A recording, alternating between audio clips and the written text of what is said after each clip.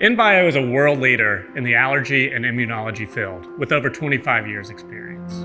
InBio successfully introduced ELISA 2.0 kits for precision allergen measurements and for monitoring and quality control of allergy therapeutics.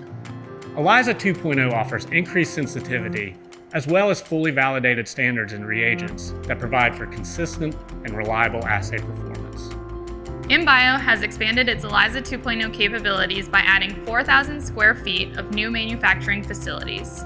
This includes a Hamilton Vantage liquid handling system.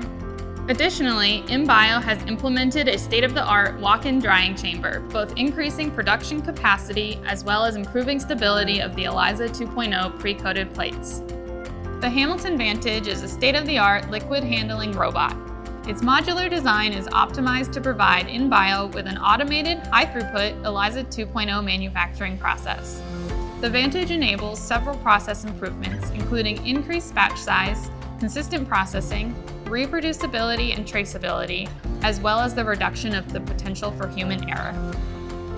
InBio is excited to incorporate next-generation robotics into its ELISA 2.0 manufacturing, especially the use of the Hamilton Vantage instrument.